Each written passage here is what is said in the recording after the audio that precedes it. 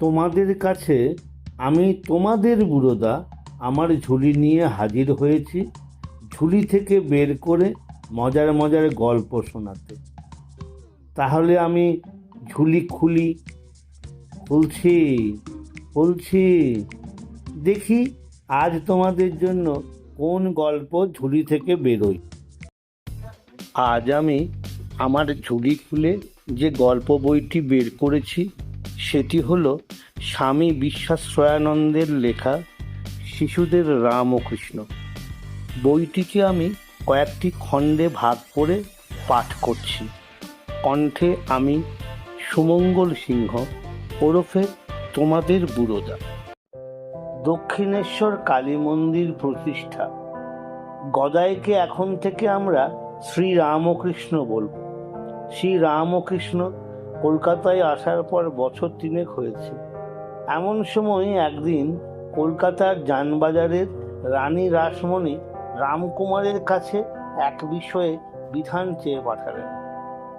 বিশ্বনাথ ও মা অন্নপূর্ণাকে দর্শন করার ও পুজো দেবার জন্য রানী রাসমণি কলকাতা থেকে নৌকো করে কাশী যাচ্ছিলেন। পথে দক্ষিণেশ্বরের কাছে মা স্বপ্ন দিলেন, তুই এখানে মন্দির গড়ে আমার নিত্য সেবার ব্যবস্থা কর, তাতেই তোর কাশী যাওয়ার কাজ হবে। রানী তাই সেখান থেকেই ফিরলেন। তারপর দক্ষিণেশ্বরে গঙ্গা তীরে জমি কিনে মা কালীর মন্দির গড়েছেন, মায়ের মূর্তিও তৈরি করেছেন। এখন প্রতিষ্ঠা করলেই হয়। কিন্তু একটা মুশকিল হয়েছে। রানীর ইচ্ছা, মাকে মন্দিরে বসাচ্ছেন যখন, প্রতিদিন অন্ন ভোগ দিয়ে তাঁর সেবা করবেন। পণ্ডিতরা কিন্তু বিধান দিচ্ছেন না। রানী জাতিতে কৈবর্ত বলে এতে রাজি হচ্ছেন না। রানীর মন খুব খারাপ। অন্নভোগ দিতে পারবেন না ভেবে খুব হতাশ হয়ে পড়েছেন। এমন সময় রামকুমার বিধান দিলেন, লিখে দিলেন, কোনো ব্রাহ্মণের নামে মন্দির প্রতিষ্ঠা করলে অন্নভোগ দিতে শাস্ত্রমতে বাধা নেই। রানী অকুলে কুল পেলেন। কুলগুরুর নামে মন্দির প্রতিষ্ঠা করে নিজে সেবায়িত হয়ে রইলেন। 1262 সালের 18ই জ্যৈষ্ঠ স্নানযাত্রার দিন খুব ঘটা করে মন্দির প্রতিষ্ঠা হলো। রামকুমারী প্রতিষ্ঠার কাজ করলেন। প্রথম পূজকও হতে হলো তাকে। দক্ষিণেশ্বরে শ্রী রামকৃষ্ণ। কি মনোরম স্থান দক্ষিণেশ্বর কালীবাড়ি। পশ্চিম দিকে গঙ্গা বয়ে যাচ্ছে, খোলামেলা জায়গা, কত দেব মন্দির, কত ফুল ফলের গাছ। মন্দির প্রতিষ্ঠা দেখতে এসে জায়গাটি শ্রীরামকৃষ্ণের ভালো লাগলো। সেদিন ঝামাপুকুরে ফিরে এলেও পরে তিনি রামকুমারের সঙ্গে দক্ষিণেশ্বরেই থাকতে লাগলেন। তাঁর পিস্তত বোন হেমাঙ্গিনীর ছেলে হৃদয়রাম এই সময় দক্ষিণেশ্বরে এলেন। ভাগ্নেকে পেয়ে শ্রীরামকৃষ্ণের সুবিধে হলো, একজন সমবয়সী সঙ্গী পেলেন। রানী রাসমণি ও মথুরবাবু মাঝে মাঝে দক্ষিণেশ্বরে আসতেন। মথুরবাবু রাসমণির জামাই। স্বামী মারা যাবার পর রাসমণি বিষয় সম্পত্তির দেখাশোনা নিজেই করতেন। এ কাজে মথুরবাবু তাঁর প্রধান সহায়ক ছিলেন। 20 বছরের যুবক দেবকান্তি শ্রীরামকৃষ্ণ তাঁদের দুজনেরই নজরে পড়লেন। তাঁর গান শুনে সুন্দর দেবমূর্তি গড়া দেখে তাঁরা মুগ্ধ হলেন। মনে মনে ঠিক করলেন একেই মা কালীর সেবার কাজে লাগাতে হবে। রামকুমারকে বললেন সে কথা। রামকুমার শ্রীরামকৃষ্ণকে জানালেন। শ্রীরামকৃষ্ণ শুনে একটু ভয় পেলেন, কিন্তু মথুরবাবু তাঁকে ডেকে যেদিন নিজেই বললেন সেদিন রাজি না হয়ে পারলেন না। কথা হলো নিত্য মা কালীকে সাজাবার কাজ শ্রীরামকৃষ্ণ করবেন, কিন্তু মায়ের গায়ে যেসব গয়না আছে তার ভার তিনি নিতে পারবেন না। হৃদয়ও তাঁর সঙ্গে থাকবে, সে গয়না টয়না সামলা। ভগবান তো আপনজন। দক্ষিণেশ্বর কালীবাড়িতে কেবল মা কালীর, মা ভবতারিণীরই মন্দির নয়, একটি রাধা গোবিন্দের এবং 12টি শিবের মন্দিরও আছে। সব ঠাকুরদেরই নিত্য পূজা হয়। পূজক আলাদা আলাদা। শ্রীরামকৃষ্ণ মা কালীর বেশকারী হবার কিছুদিন পরেই নন্দোৎসবের দিন এক কাণ্ড হলো। রাধা গোবিন্দের পূজারী পুজোর পর দুপুরবেলা গোবিন্দজিকে সিংহাসন থেকে নামিয়ে খাটে শুইয়ে দিতে নিয়ে যাচ্ছেন। এমন সময় পড়ে গেলেন, মূর্তির পা ভেঙে গেল। ভাঙা মূর্তিতে পুজো করতে নেই, কি হবে? মথুরবাবু ও রানী রাসমণির কাছে খবর পাঠানো হলো। তাঁরা পণ্ডিতদের ডেকে মত চাইলেন। পণ্ডিতরা বললেন, ভাঙা মূর্তি গঙ্গায় ফেলে দাও, নতুন মূর্তি গড়িয়ে পুজো করো। তারপর মথুরবাবুর মনে হলো, বাবাকে তো জিজ্ঞাসা করা হয়নি।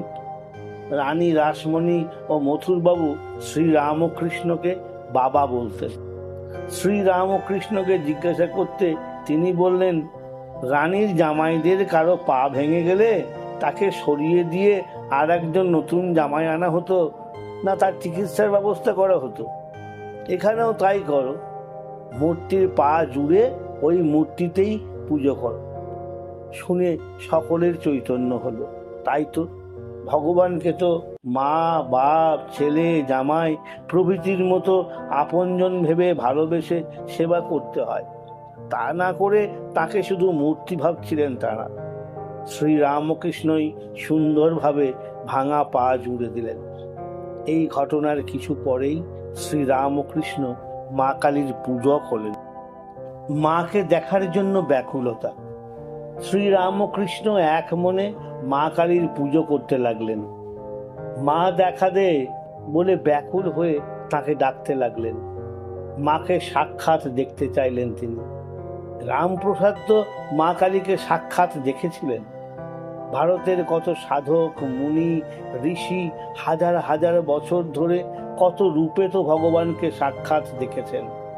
যেমন আর 5 জনকে দেখা যায়, তেমনই স্পষ্টভাবে দেখেছেন। তাহলে তাকেই বা মা কালী দেখা দেবেন না কেন?